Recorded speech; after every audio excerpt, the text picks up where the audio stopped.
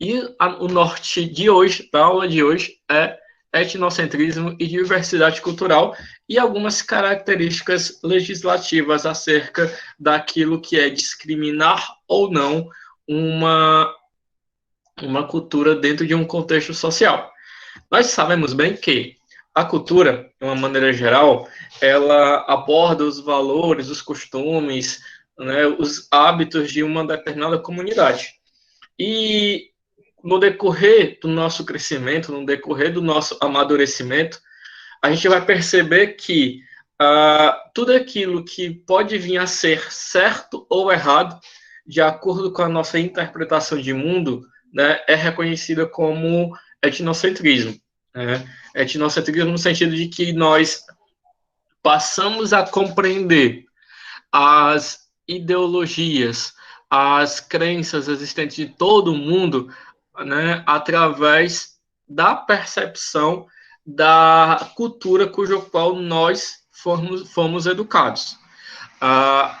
Lógico que determinados atos etnocêntricos, né, que podem ser causados em determinados países, causam determinados atritos por não termos uma legislação generalizada sobre o respeito à diversidade cultural, tá? Então, assim, às vezes nós temos, né, um determinado pensamento em discordar sobre uma determinada prática que o outro indivíduo tende a desenvolver, mas às vezes aquelas práticas elas não são muito bem aceitas pela nossa forma de entender o que é uma cultura eficaz, né, e uma cultura que está em um parâmetro moral correto dentro da nossa vida política. Outra coisa que eu quero que vocês percebam é que por não termos legislações específicas sobre o respeito à diversidade cultural e a forma que o outro tem de pensar, né? Guerras são travadas, né? Batalhas são colocadas em pauta acerca de determinadas ideologias que são aceitas por um, mas não aceitas por outros, né? E isso pode causar conflitos em cima de conflitos, desrespeitando a liberdade que o cidadão tem de ir e vir em sociedade. Em um parâmetro mais didático, né, vamos perceber isso a partir da imagem. A partir da imagem onde um colonizador ele se adentra à África com um objetivo específico, que é dominar. Né? No ato dessa dominação, ele vê que já tem nativos que prevalecem com uma cultura específica, com uma forma de fé específica, mas isso não o impede de pregar ou impor, através do autoritarismo, a sua forma de ver o mundo. E através dessa forma de perceber o mundo que muitas pessoas elas morrem, né, por causa da intolerância existente em determinados países que não têm uma rigidez legislativa ou constitucional para punir pessoas que podem ser agressores ou agressoras de determinadas práticas culturais, certo? Então, assim, observe a seguinte situação que tem no texto, né? O fato de que o homem vê o mundo através de sua cultura tem como consequência a propensão em considerar o seu modo de vida como mais correto, né?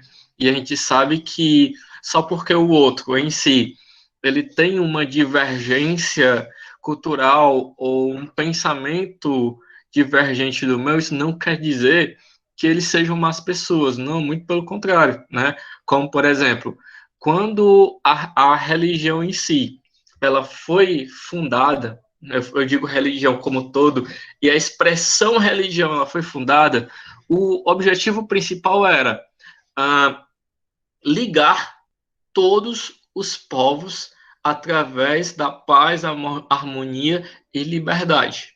né?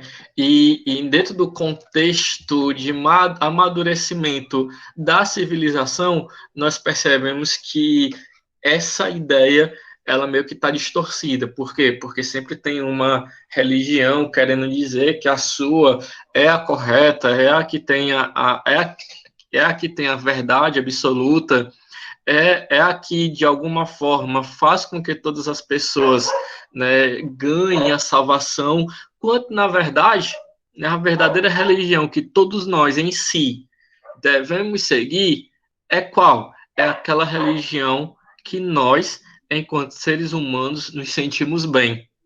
Né? Não sei se vocês compreendem isso. Ou seja, eu não vou julgar o indivíduo que é evangélico, ou católico, ou protestante, ou candomblista, ou espírita, ou satanista, não vou julgar. A questão é que se esse indivíduo que segue tal ideologia religiosa ou tal ideologia cultural se sente bem consigo mesmo dentro desse parâmetro, né, de doutrina, quem somos nós para questionar? Entende?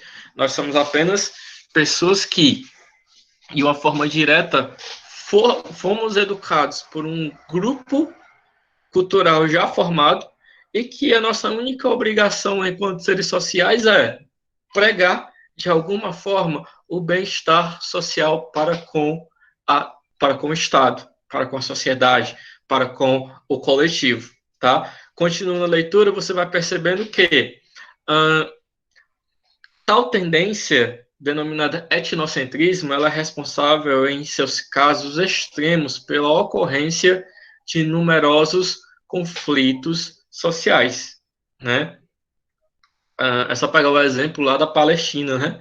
Na Palestina, onde determinados árabes, né, israelitas no caso, né, vão até a Palestina para tomar as casas dos moradores palestinos só porque, segundo a Bíblia, aquilo é um correto e a Palestina em si é uma casa de Deus cedida aos israelitas por Deus.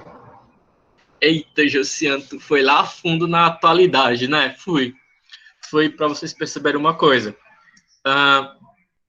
Só porque existe uma teoria linguística sobre o que é certo e o que é errado, vindo de livros sagrados, isso não quer dizer que é a correta. Entende? Isso quer dizer somente que o mundo ele precisa aprender a viver, né,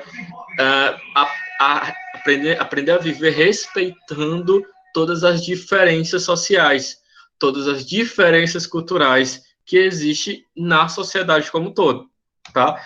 Passando aqui de slide, a nível Brasil, nós vamos perceber uma espécie de diversidade cultural. Desculpa. Quando eu falo sobre diversidade cultural, eu faço uma referência a ter um país ou um estado que tem vários grupos sociais que praticam ou realizam várias formas de cultura. Então, assim, eu posso citar, por exemplo, o Brasil. O Brasil ele é um país altamente diversificado. Diversificado por quê? Porque o nosso país em si, ele nasceu da ideia etnocêntrica, entende? Ou seja, em 1500, nós fomos invadidos pelos portugueses. Lógico que em 1492, né, lá na região da Mata Atlântida, os espanhóis chegaram primeiro, mas eles não se instalaram. O que fez com que em 1500 os portugueses chegassem no, no Brasil. Né? Mas aí eu quero que vocês levem em consideração uma coisa. Quando os portugueses chegam no Brasil, em nenhum momento eles têm como base a cultura nativa existente já naquele período histórico. A função principal deles é encontrar as tribos dos nativos, que são as tribos indígenas, conseguir de alguma forma domar toda aquela população para que elas façam os seus trabalhos, né? Os seus trabalhos de plantações, os trabalhos de sondagem acerca da exploração dos animais e também das plantas que são raras e que de alguma forma podem dar algum lucro ao monopólio português lá na Europa. E de alguma forma eles enviaram, os portugueses no caso, enviaram os jesuítas justamente para tirar aqueles nativos naquilo que eles conhecem como selvageria, ou seja, eles queriam catequizar. Ou seja, o ato dos jesuítas quererem catequizar um povo, uma população indígena, indígena brasileira, que já tinha uma noção daquilo que é costume, daquilo que é hábito, ou daquilo que é religiosidade, por eles tratarem a natureza como vários deuses dentro de uma perspectiva cultural, é pensar de forma etnocêntrica, entende? Ou seja, muitas coisas que nós temos hoje em dia, muitas ideologias que nós temos numa perspectiva política, social, ou até mesmo de acordo com o nosso cotidiano, tem como base a Europa. Até mesmo acerca da religiosidade cristã, que a nível Brasil tem a maior porcentagem de adeptos, né, acerca dos fiéis que tendem a ser conhecidos como cristãos, só para vocês terem uma noção. Né? E quando se fala em levar como base a originalidade do Brasil, onde é que está? Está com os africanos? Está com os indígenas? Está com holandeses, franceses, portugueses, espanhóis? Está com quem? Está com todo mundo. Através de quê? Através da diversidade cultural.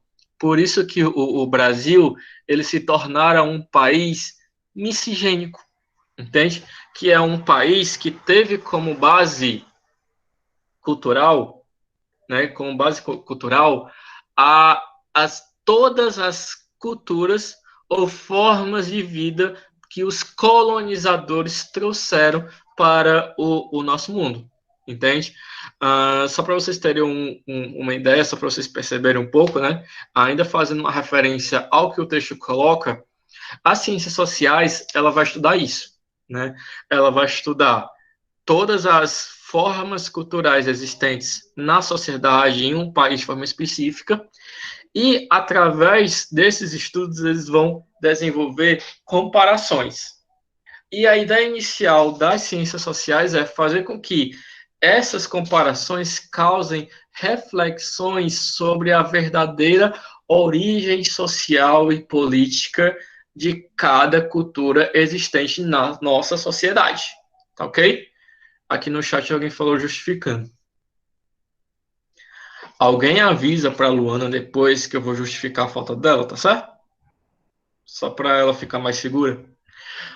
Outra situação que eu preciso que vocês compreendam, né?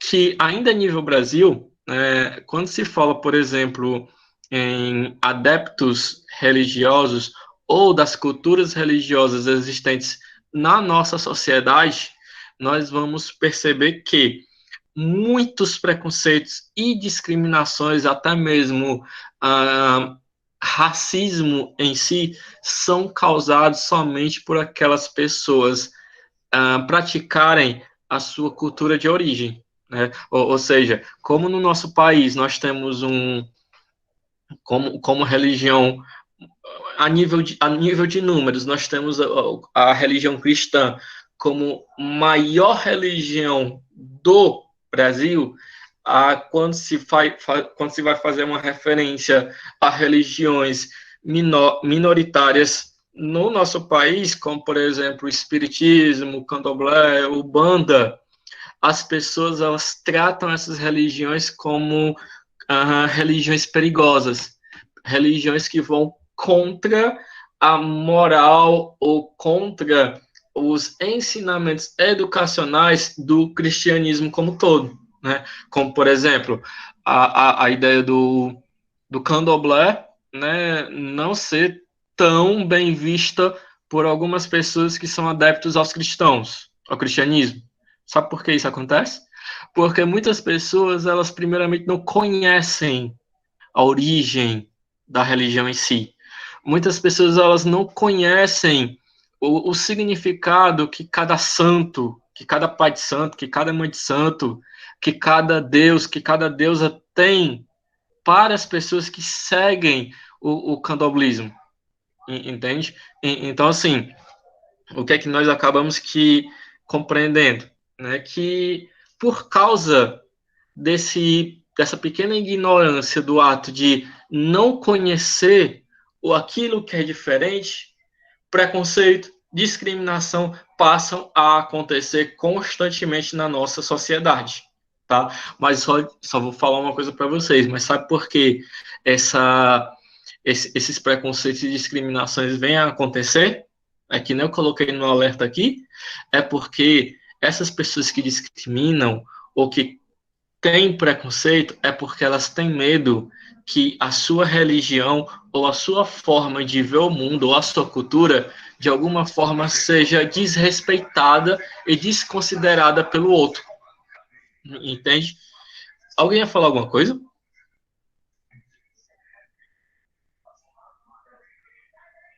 Nops.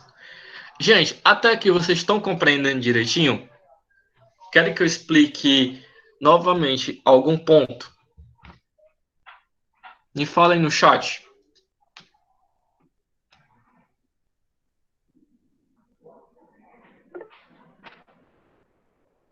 Show. Aí outra coisa também que nós temos que perceber é que dentro desse mesmo contexto de diversificação cultural, né, como bem foi citado nas aulas passadas, peraí, gente, esqueci de desligar o WhatsApp. Pronto, desliguei o WhatsApp. Enfim, continuando. No contexto cultural, né, nós vamos perceber que o Brasil, por ele ser um país miscigênico, se tem os mais variados tipos de cultura e religião existentes no mundo, né? Então, assim, infelizmente, por muitas pessoas terem medo ou achar que a outra religião ou a outra cultura representa um perigo para a sua religião e a sua cultura de origem, elas acabam que discriminando. E o que é que foi feito pelo nosso governo federal para poder apaziguar isso de alguma forma, né? Eles colocaram leis, né, na Constituição de 88, sugerido pelos movimentos indígenas, pelo movimento negro, pelo movimento afrodescendente, né? Colocaram leis que uh, criminalizam todas as pessoas que, de alguma forma, desenvolvem algum tipo de desrespeito contra a religião alheia, tá? Olha só nesse primeiro parágrafo que tem escrito aí, ó. Os direitos conquistados na legislação pelos grupos indígenas, afrodescendentes, né? Isso já fazendo uma referência aos costumes, certo? Fazendo uma referência à religiosidade de cada povo, né? Não tem sido o suficientes para constituir uma sociedade de justiça e democracia, entende?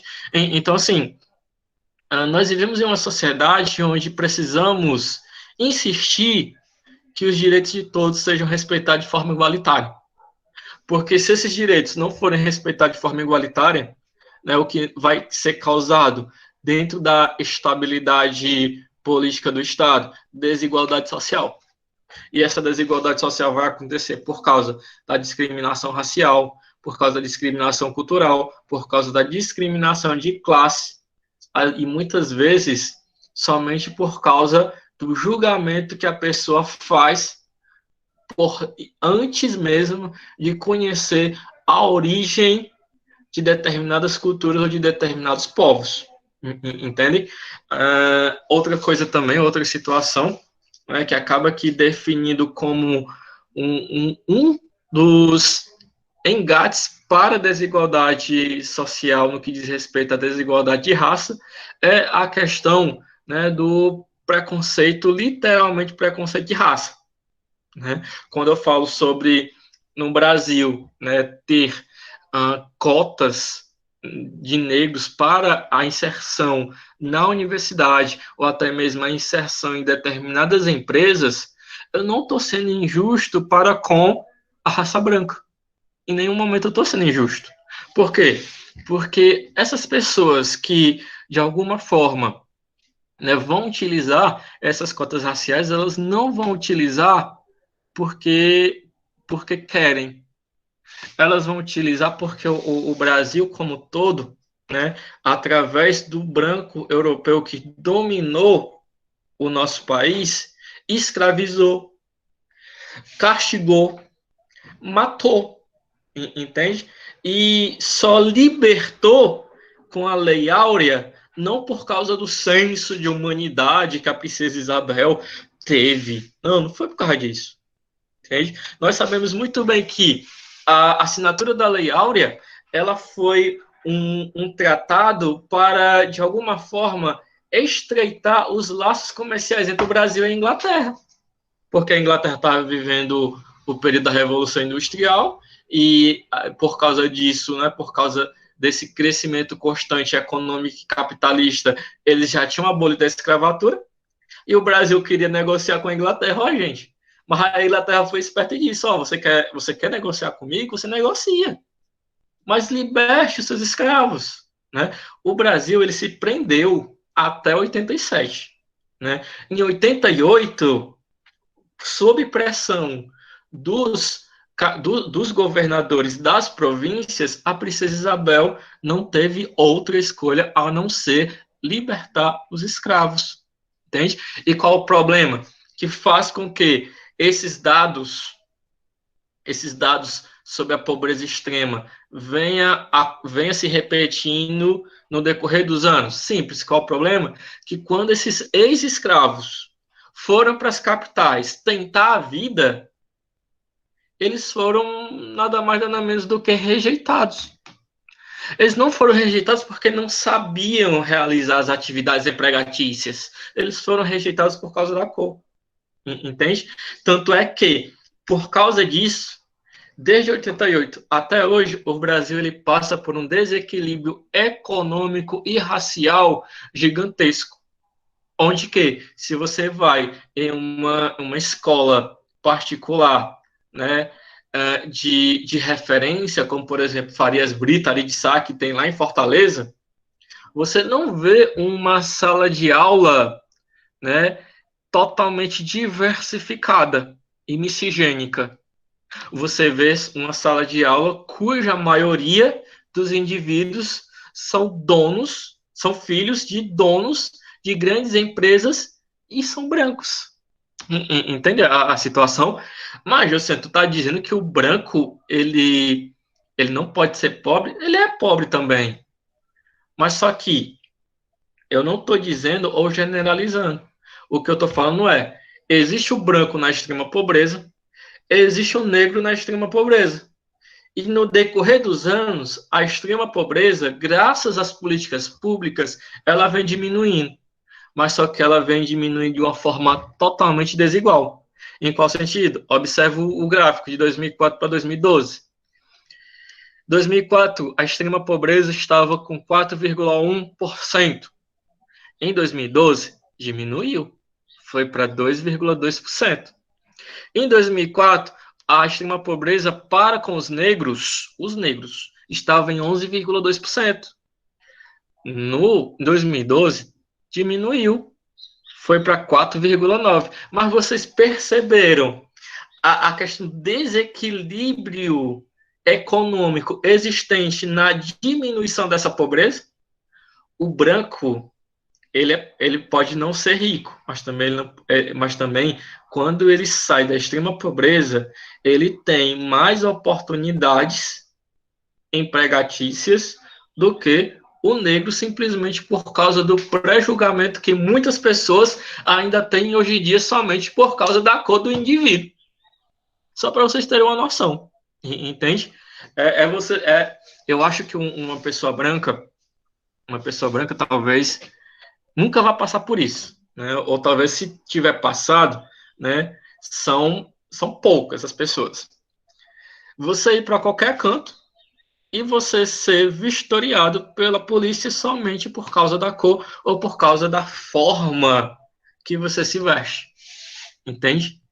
Aí você passa por aquilo que nós conhecemos como baculejo, né? Onde que o policial ele tem o direito de suspeitar do indivíduo, né? Porque ele está fazendo isso pela segurança, mas porque não suspeita de todo mundo também, do outro indivíduo que pode estar passando pelo outro lado da calçada e pode ser ali um assaltante, entende?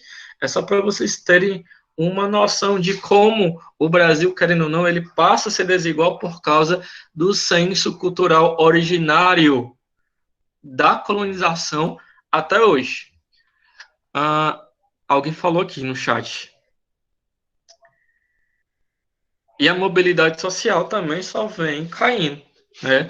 As manifestações políticas também só vêm caindo. A, a conformidade do cidadão em querer mudar de vida só vem caindo, entende? Aliás, caindo não, a conformidade do cidadão em não querer viver do jeito na miséria só vem aumentando, é isso que eu quero dizer. É aumentando em qual sentido? No sentido de que o cidadão, né, mesmo que ele tenha um determinado senso cultural, ele passa a não perceber de uma forma direta o qual importante é ele reivindicar pelos seus direitos para com os nossos representantes, até porque, né, não importa a cultura que o indivíduo tenha, né? O indivíduo que foi eleito enquanto representante social, ele tem que ser o governante de todos. Não importa a religião, não importa a classe, não importa o meio de vida desse indivíduo. Na verdade, importa, porque se ele fosse criminoso, o governante ele tem a obrigação de prender, não de beneficiar, né? Mas vocês entenderam o que eu quis dizer, entende? Só para deixar um pouco mais claro e mais específico esse contexto, tá? Outra coisa também que eu quero que vocês compreendam né? Eu não disse que no Brasil tem leis constitucionais mais específicas e mais duras para com o preconceito, racismo e discriminação?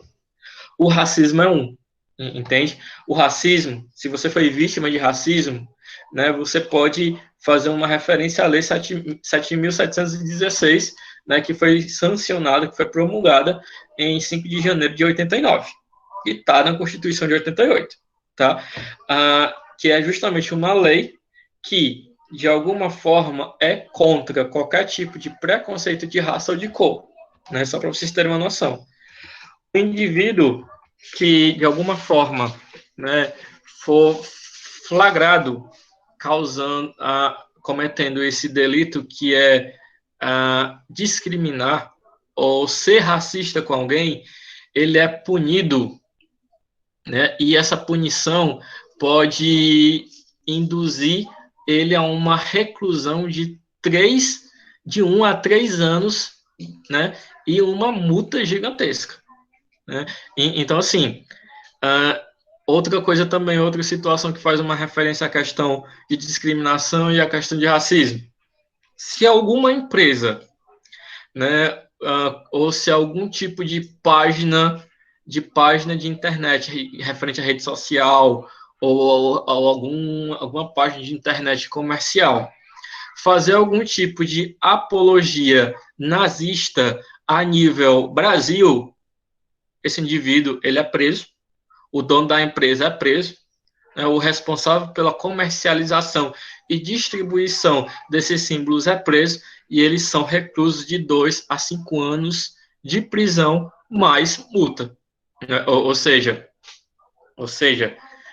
teve até uma vez, né, que eu estava em sala de aula, aí por coincidência eu encontrei um símbolo nazista desenhado na carteira de um aluno, né, um aluno totalmente adepto ao bolsonarismo, né? E eu expliquei para ele que se eu decidir, ou qualquer outra pessoa decidisse denunciá-lo, eu o denunciaria. Por ele ser menor de idade, lógico que ele ia ter uma pena menor, mas os pais dele poderiam escolher se ele ia sofrer, esperar até completar os 18 anos para arcar com a consequência do seu ato criminoso, ou se os pais poderão escolher em receber a punição pelo filho, entende? Logo ele arranjou um jeito de apagar, né, aquele símbolo nazista desenhado na carteira dele. Só para vocês terem uma noção básica de como no Brasil fazer uma apologia a como é que eu posso dizer, a uma ideologia que é altamente racista e preconceituosa se tornará crime, porque fazer apologia a ideologias como nazismo, fascismo ou algo parecido é um desrespeito total à diversidade cultural, religiosa, étnica, racial existente no nosso país, tá? Eu me empolguei, não foi? E aí, gente, deu para compreender direitinho? Tem alguma dúvida? Ó, faltam 2 minutos para acabar a nossa aula. Digam se tem dúvida. Sem dúvidas, né? Pois muito bem, meus anjos. Ó, outra coisa também, né, que a gente tem que levar em consideração. Querendo ou não, né, por causa dessa obrigação legal de respeitar o outro, só porque no Brasil se tem isso, não quer dizer, né, não quer dizer que no Brasil não vai ter discriminação, não quer dizer que no Brasil vai ter preconceito. Né? Muito pelo contrário. No Brasil, ainda existe aquelas pessoas que são que têm uma má índole gigantesca, a ponto de desrespeitar um candomblista que de alguma forma quer praticar sua religião em paz e que de alguma forma está sendo desrespeitado pela lei e até mesmo pelo presidente, só para vocês terem uma noção, né? Considerando todas essas questões, o que é que nós podemos concluir? Nós podemos concluir que se todas as pessoas que sofrem qualquer tipo de preconceito, discriminação, ficarem caladas e não partirem para a denúncia, considerando que é direito de todo mundo ser respeitado, o Brasil ainda vai continuar sendo um Brasil totalmente, como é que eu posso dizer, intolerante, tá certo? Totalmente intolerante. Então, o que é que temos que fazer? Falar. O que é que nós temos que fazer? Reivindicar. O que é que nós temos que fazer? Nós temos que mostrar a todo mundo que nós somos seres humanos e que nós temos o direito de ser livres, tá certo? Só para vocês terem uma pequena base.